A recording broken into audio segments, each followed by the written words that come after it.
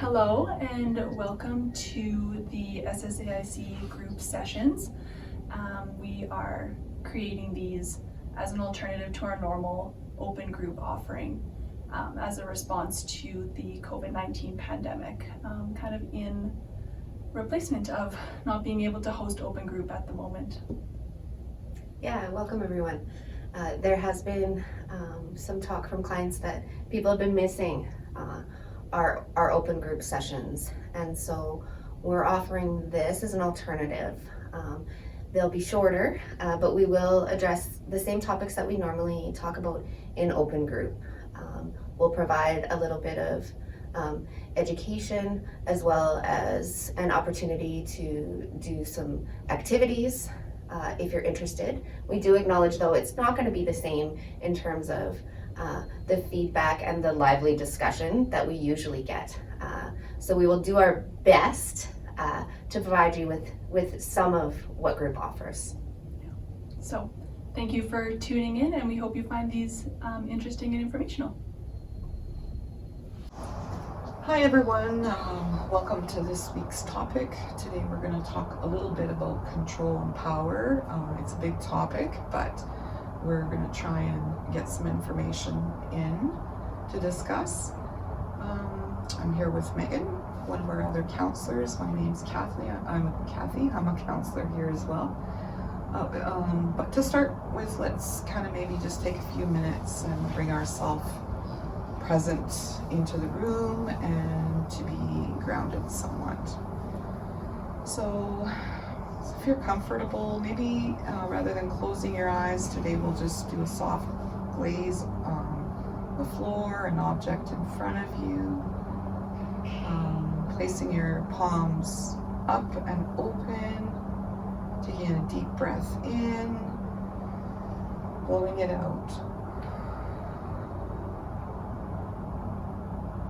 Once more, deep breath in and blowing it out. Now I'm going to encourage you, when you take the deep breath in, to breathe in calm and blow out stress. Breathing in calm and blow out stress.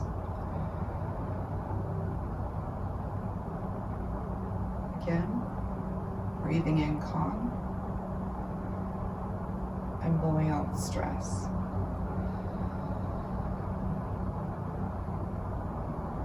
And take your hands, kind of rub them back and forth on your legs. Just bring yourself slowly back into the room. And welcome back. Thanks, Patty. So, do you want to start, Megan, with kind of just the opening, talking a little bit about sexual violence and how control and power are very connected? Yeah. So like Kathy said, it's a big topic. Often our understanding of sexual violence is impacted by what we hear in society and the media, and we tend to connect it with sex or sexual attraction. And actually, our understanding of sexual violence is that it's about power and it's about control. So it's about somebody exploiting or utilizing their power and control over somebody else. And then what happens for the person who's victimized in that, there's an absolute sense of powerlessness, helplessness, being out of control. And so that then has a big impact on kind of what life looks like, what relationships look like, what a lot of things look like, as we move forward in life and in healing. Mm-hmm. And it kind of gives us a lot of mixed messages too. So, we often hear survivors talking about, well, if I would have, if I only could have, I should have done this, I shouldn't have done that. Trying to feel some sense of, if I would have changed things, or if I would have had some power or control. But then we internalize the blame, and then that helplessness and feeling vulnerable really stays with us. So what are some of the other ways that sexual violence impacts control and power for us? As Megan mentioned, relationships often. Who are we connected to? Do we try to control who's in our circles? Do we control our environment or try to control our environment? Are we trying to control other people's behaviors, whether it's because of triggers that remind us of the sexual violence or just in case? Yes. Trying to create safety all the time. And so trying to control people, places, things, thoughts. Sometimes we try to control our thoughts as well. But the struggle is always kind of, I don't trust my own power Yes. to do something different about it. And there are things that you can actually do about it. And it takes time, it's gradual, and it takes trusting yourself, your own intuition, your own voice. I think Yes. we talked about voice another time. So how do we begin to regain a sense of power and control? Yeah, it's a big one, and I think like Kathy's tied into a lot of the topics before were voice. We've talked about trusting ourselves. We've talked about boundaries.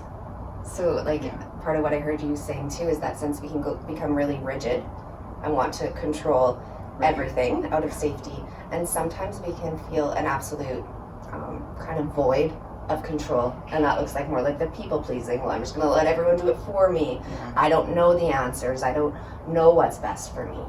And so how we begin to regain a sense of that is learning to kind of trust ourselves again, establishing what are my rights in relationships, where do I end and other people begin, Right. what actually is in my control. Yeah. And often a tool that we use frequently, and the links for both of these wheels will be on the website. This is a power and control wheel where we talk about the differences of violence, where it's physical or it's sexual, and how power and control are utilized often to manipulate and victimize. And there's some examples in this wheel, and you can link on the website. And I like using this one because sometimes we need a real clear visual reminder, things that I am in control of and things that I'm not in control of. And sometimes we work really hard at controlling this outer circle that we're not even recognizing the things we are in control of, like my reactions. For example, working on healthy coping tools when we're in the stuck on and stuck off modes. I'm not in control of a social situation where there's a lot of people, but I am in control that I can make the decision to leave if I need to. Like just examples like that. Things that I might spend way too much time trying to control a situation at my work or in a relationship, and it might make you feel vulnerable, and so then that really triggers, I need to control this situation in order for me to feel safe, to feel powerful, to feel validated. But it doesn't always work. Yeah, absolutely. And I think like we've talked about a lot of this last question, so how do I begin to gain a sense of control, a sense of power, how I begin to heal this aspect, is about practicing kind of self-awareness. So taking a step back in a situation and going, okay, what's going on here? What are my triggers? Yeah. What's happening? And then, like we had talked about some other videos, perhaps processing that with a trusted friend, a counselor, working through this in a session with a counselor where we can kind of figure out what is going on. Yeah. And even asking yourself, okay, what's in control? Is the trauma in control or am I in control? Even recognizing and naming triggers is a form of, okay, I've named it now. So I'm the one in control, not the trauma or not the unhealthy coping tools. Yeah. Right? When you start to recognize, oh, I need a boundary around that, because something's going on and I'm not sure.